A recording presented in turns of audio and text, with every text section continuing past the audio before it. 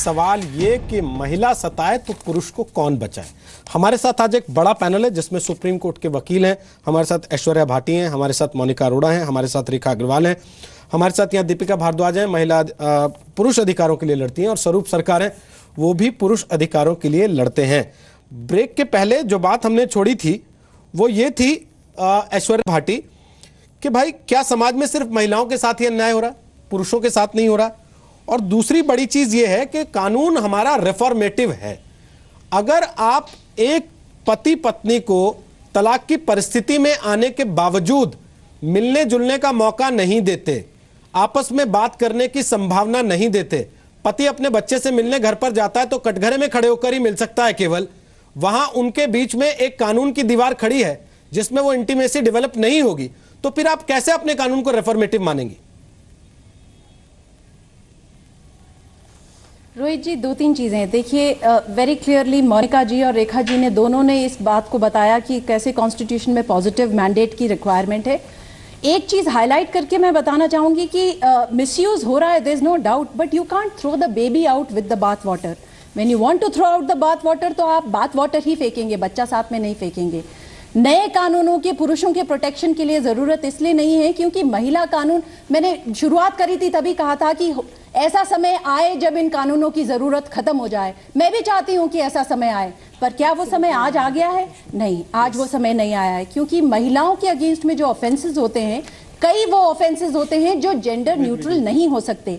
वो इसलिए होते हैं उनके साथ क्योंकि it is happens by virtue of them being women.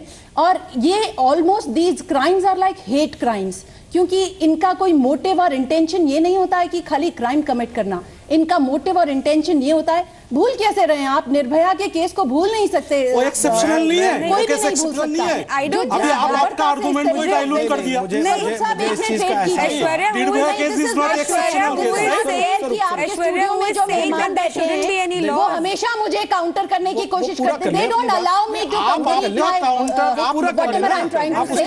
Just because they are sitting in the studio. बोलिए ना मैडम, आप They try to shout me down. नहीं, आप बोलिए, पूरा कर लीजिए अपनी बात। हाँ, तो आप ये जो पॉजिटिव एक मैंडेट की जरूरत है, ये जरूर खत्म होगी, इस देश में भी खत्म होगी और विश्व में भी खत्म होगी, लेकिन आज वो मैंडेट की जरूरत नहीं है। स्पेशल कानूनों की जरूरत है। जो मिसयूज है, that misuse should be dealt with specifically on case to case basis. और हमारे कानूनों में सफिशिएंट जगह है, ऐसा दायरा है कि वो उस मिसयूज को पूरी तरह डील विद कर सके। स्वरूप आप बोलिए, फिर देखिए आप बोलिएगा। मैम का जो बार बार बोल रहे हैं मिसयूज को डील कर सकते हैं, तो ये जो निवेदिता जी जज है, ये क्वेश्चन क्यों पूछ रहा है? वो सजा दे सकते हैं क्यों? इट हैज बीन ये बिल्कुल गलत बात है। सीआरपीसी 340, आईपीसी 182 जो मिसयूज को रोकने के लिए बनाया गया है, वो टूथलेस है, सफिशिएंट नहीं है। आप एक्सेप्ट करें ना करें कोई बात नहीं।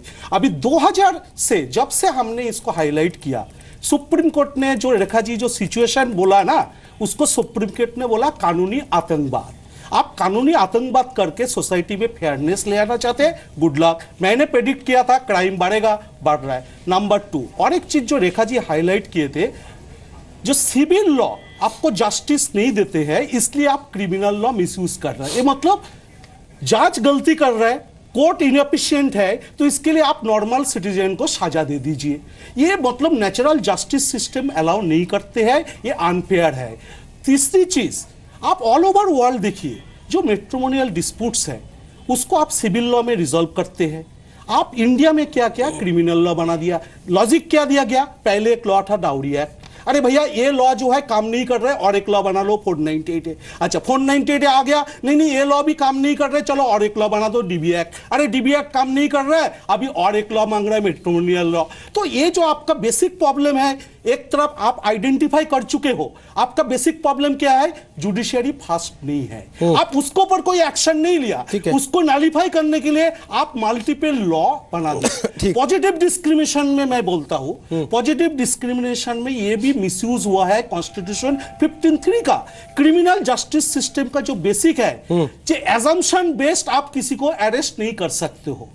लीव एंड लिबर्टी आर्टिकल 21 को आप डाइल्यूट कर दिया है 15(3) के लिए। इसके लिए सुप्रीम कोर्ट बार बार बोला, right to arrest and doing the arrest is not the same thing. लेकिन आपने जैसे कोई नॉन बिलेबल लॉ, मैं खाली वोमेन लॉ का लिए नहीं है, कोई भी लॉ ले लो जिसको आप नॉन बिलेबल बना दो और उसको assumption based means verbal statement को प्रीमा फेसी मान के केस रजिस्टर हो जाए, वो मिसयूज होना ही है। और ऐसे लॉ के लिए स्पेशल मिसयूज क्लॉज लगाना चाहिए, जैसे इन्होंने लोकपाल एक्ट में किया है। लोकपाल एक्ट आज मिसयूज इतना क्यों नहीं हो रहा है? कि उन्होंने वो एक्ट में ही बता दिया है, आप मिसयूज करते गए पकड़ा गया तो वही टाइम सजा होगा। उन्होंने राइडर लगाए, पुरुषों के लिए कोई राइडर नहीं दिया गया, महिला एमपी खुद लोग तो बचा लिया। बोलिए फिर रेखा जी आपके पास। सबसे पहले तो ऐश्वर्या जी को थोड़ा सा मैं यहाँ बोलूंगी कि यहाँ पे ये कोई नहीं बोल रहा है कि महिलाओं के लिए कानून नहीं होने चाहिए या पॉजिटिव विमेन एंड चिल्ड्रन के लिए कोई कानून नहीं होने चाहिए, ऐसा कोई नहीं बोल रहा है। Please don't suggest that we are saying this because we are not saying this. Second thing, she could say that he is shouting her down, but अगर वो चिल्ला देती तो शायद that would not have been shouting her down. Why I'm bringing this, Rohit, is आज का जो आप केसेस देख रहे हैं, मतलब उस फैमिली को इस एक्सटेंट तक एविडेंस कलेक्ट करना पड़ा कि उन्होंने सीसीटीवी कैमरा लगाया और इतनी ज्यादा मतलब भयावह वो सीन उसमें कैप्चर हो गया तो आज हम लोग यहाँ पर बैठे हैं। लेकिन 2 दिन पहले बैंगलोर में एक आदमी को इतनी बुरी कंडीशन में रेस्क्यू करने गया तो हम लोग यहाँ पे नहीं बैठे। अभी मुंबई में एक केस हुआ था जिसमें एक आदमी के ऊपर एक औरत ने एसिड फेंक दिया क्योंकि उनकी हैंडपंप के ऊपर लड़ाई हो गई थी। तो इससे पहले कि वो पुलिस स्टेशन जाते तो वो पुलिस स्टेशन पहुंच गई कि मॉलेस्टेशन का मैं केस कर दूंगी, तो उन्होंने केस ही नहीं किया। तो पॉजिटिव डिस्क्रिमिनेशन सही है, लेकिन ऐसा नहीं होना चाहिए कि आदमी ये सोचे कि अगर एक औरत से हम बात करेंगे तो शायद कोई भी हमारे ऊपर एलिगेशन लग सकता है। मैं एक चीज साफ कर देना चाहता हूं, हम कहीं पर भी इस बात की पैरवी नहीं कर रहे कि महिलाओं की सुरक्षा के लिए कानून नहीं होने चाहिए। हम कहीं पर भी महिलाओं के विरोध में नहीं खड़े हुए हैं। लेकिन रेखा अग्रवाल, गुनाह को गुनाह की नजर से देखने में क्या गुनाह है? गुनाह को महिला और पुरुष में क्यों बांधना? जब आप इस बात पर बड़ी बहस कर रहे हैं कि गुनाह की उम्र नहीं होती, तो फिर गुनाह का जेंडर क्यों होता है? जी, गुनाह का जेंडर होना इसलिए जरूरी है क्योंकि जैसे अभी अभी डिस्कशन के अंदर हुआ, कुछ जुर्म, कुछ क्राइम्स ऐसे होते हैं जो जेंडर स्पेसिफिक ही होते हैं। कुछ औरतों को कुछ ऐसे क्राइम्स को सफर करना पड़ता है just because she is a woman. Rape, बलात्कार की अगर हम बात करते हैं तो बलात्कार महिला ही सफर करती है। अगर वो अपने ससुराल के अंदर प्रताड़ित होती है तो महिला ही होती है। चाइल्ड अब्यूज होता है तो ज्यादातर आप देखेंगे छोटी छोटी बच्चियों के अंदर ही होता है, इसलिए पॉक्सो कानून भी बना। डोमेस्टिक वायलेंस जो है वो महिलाओं के साथ ही होता है, घरेलू अपनी गृहस्थी के अंदर। इसलिए जो एक स्पेसिफिक कानून है, अगर हम जेंडर सेंसिटाइजेशन की बात करते हैं तो उसके अंदर हमें महिलाओं के लिए जेंडर सेंसिटिव होना पड़ेगा। ये एक ग्राउंड रियलिटी है, हम इसको कारपेट के नीचे नहीं घुसा सकते कि नहीं जो पुरुष और महिला बराबर है। अगर बराबरी की अगर हम बात करते हैं, आर्टिकल 14 की बात करते हैं इक्वालिटी की, तो महिलाओं की स्पेसिफिक कि महिलाओं के लिए कोई स्पेशल कानून की कोई जरूरत ही नहीं है, ऐसा नहीं है। फिर से इस चीज को एक बार क्लैरिफाई करता हूं, हम ये कतई नहीं कह रहे कि महिला के साथ रेप हो तो वो रेप की शिकायत दर्ज ना करा पाए या वो कानून सख्त ना हो। लेकिन हम ये कह रहे हैं कि अगर महिला 5 साल से किसी के साथ रह रही है और वो बाहर आके कहती है कि मेरे साथ 5 साल से रेप हो रहा था, हालांकि मैं अपनी मर्जी से रह रही थी, उस स्थिति में तो कहीं ना कहीं कानून को एक लकीर खींचनी पड़ेगी ना कि ये रेप जो है ये मर्जी का रेप है, ये सुविधा का रेप है या ये कमाई का रेप है। रोहित जी, ऐसी महिला जिसने इतनी झूठी और घिनौनी कंप्लेंट फाइल करी अपनी मर्जी से किसी पुरुष के साथ, अगर वो लिव इन रिलेशनशिप के अंदर थी और आज 5 साल के बाद में अगर वो बलात्कार चिल्लाती है, तो ये वही महिलाएं हैं जो इस कानून को एक बैड नेम दे रही हैं। पर इसका मतलब ये नहीं है कि ऐसे कानून नहीं बने या ऐसे कानूनों को स्क्रैप कर दिया जाए। महिलाएं जब तक इस बात को हमें एक्सेप्ट करना पड़ेगा कि हमारा देश क्योंकि ग्राउंड रियलिटी है, ये हकीकत है, महिलाओं को साइड करा जाता है। 80% रेप केसेस तो आपका यही कैटेगरी में है। सरोज जी, मैं अपने आप को इंटरप्ट नहीं किया था, प्लीज इंटरप्ट मत करिए। वो पूरा कर लेना। सरोज जी, आपकी ये बहुत गलत आदत है। सरोज जी, हर समय इंटरप्ट करते हैं। आपने इतना सरोज जी, मैंने आपको इंटरप्ट किया क्या जब आप बोल रहे थे?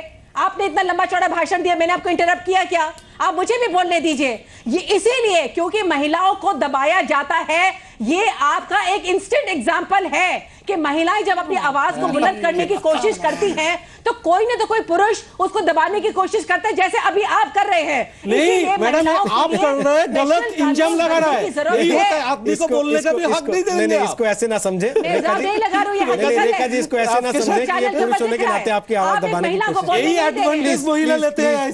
प्लीज स्वरूप जी, मैं नहीं चाहता कि हम इस अभी एक चीज क्लियर करता हूँ। एक चीज मेरा रिपोर्ट नहीं है, हिंदू का स्टडी है। 80% केसेस वो जो है लिविंग का है, मेरा स्टडी नहीं है, कोर्ट का रिकॉर्ड है। लेकिन आप उसको 100% कैसे लेंगे? कहते हैं नहीं, मेरा आखिरी सवाल है Swaroop ji, you are nothing but a male chauvinist Monica, and you are a female chauvinist ma'am. आप ऐसे बात इसलिए करते हैं कि आपके पास आर्गुमेंट नहीं। Not at all. आप सोचते हैं वुमेन रेप नहीं करते हैं। आप जिस दिन रेप ला बना देंगे, मैं प्रूफ कर दूंगा कितना वुमेन रेप करते हैं आदमी को। क्यों आप जो रेप का डाटा दे रहा है उसमें 80% जो है वही चीज है जो रोहित जी ने बोला है। आप उसको मानने के लिए तैयार नहीं है। आप फीमेल चौवनीस जैसे बात कर रहे हैं। ठीक है, उनको सुन लीजिए। अब एक बार फिर मैं मोनिका जी से पूछ लूंगा। देखिए, बोलने का हक हो गया ना, आपने कमेंट रखा, वो दूर बैठी है, थोड़ा उनको आवाज भी देर में जा रही है, वो पूरा कर दे, उसके बाद मैं 182 के अंदर 182 का मुकदमा उस महिला के ऊपर भी दर्ज हो सकता है। मैडम वो मेरा हाथ में नहीं है, वो पुलिस के ऊपर है। केस फाइल करती है तो कितना केसेस में हुआ है मैडम, आप बताइए। आप तो लॉयर है। ये जो रोहित जी ने जो डाटा दिया पार्लियामेंट का डाटा है, फॉल्स केसेस है। आप बता दीजिए कितना हुआ? आईपीसी 182 फाइल हुआ है आज का दिन में। क्यों मेरा राइट नहीं है, ये पुलिस का राइट है। करिए ना, जांच का राइट है। पुलिस विक्टिम नहीं है। एक आखिरी सवाल है मेरा, एक आखिरी सवाल है। देखिए समय हो गया खत्म, मैं चाहता नहीं कि आप लोग झगड़े, मैं नहीं चाहता कि यहाँ तू मेहमा वाली स्थिति आए। मेरा सवाल मोनिका जी केवल आखिरी ये है, एक गुनाह की उम्र नहीं है तो गुनाह का लिंग कैसे हो सकता है, पहली बात। और दूसरी बड़ी चीज ये कि महिलाओं की सुरक्षा के लिए कानून बने हैं, उन्हें स्क्रैप करने की मांग कौन कर रहा है? केवल ये कहा जा रहा है कि पुरुषों को शील्ड तो दी जाए कम से कम, उन्हें यह तो ना लगे कि समाज में असल में महिला के साथ रहना ही दूभर हो गया, उनका नामुमकिन हो गया। तो जो बेसिक इकाई है समाज की, महिला पुरुष जिनको साथ रह के समाज बनाना है, अगर वो एक दूसरे से खौफ में रहेंगे, एक दूसरे की तरफ देख नहीं सकते, बात नहीं कर सकते, तो फिर आप कैसा समाज बनाने जा रहे हैं? बिल्कुल, हम जब विक्टिम महिला के सम्मान की बात करते हैं तो फॉल्स केसेस के खिलाफ हम पुरुष के सम्मान और रक्षा की भी उतनी ही बात करते हैं। कि कोई भी सभ्य समाज होता है वो कहता है कि 100 अपराधी बच जाएं, पर एक भी निरपराधी इनोसेंट को फांसी नहीं होनी चाहिए।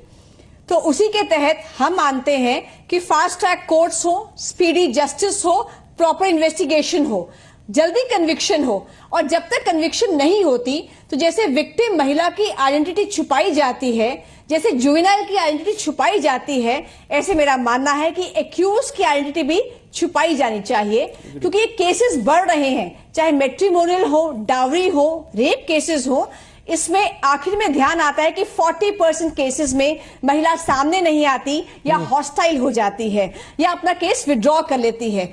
तो वो आदमी को वो जो दंश है उसको उसके परिवार और खानदान को पूरी उम्र सहना पड़ता है। चलिए, बहुत बहुत शुक्रिया फिलहाल आपका मोनिका अरोड़ा, बहुत बहुत शुक्रिया ऐश्वर्या भाटी, रेखा अग्रवाल, स्वरूप सरकार और दीपिका भारद्वाज आज ताल ठोके का हिस्सा बनने के लिए। ये एक बहस है जो लंबे समय से दबे सुर में हो रही है। समाज के अंदर कहीं ना कहीं एक तबका है जो इस चीज को लेकर आवाज उठाने की कोशिश कर रहा है, और हम सिर्फ इतना चाहते हैं कि इस पर बात होनी चाहिए।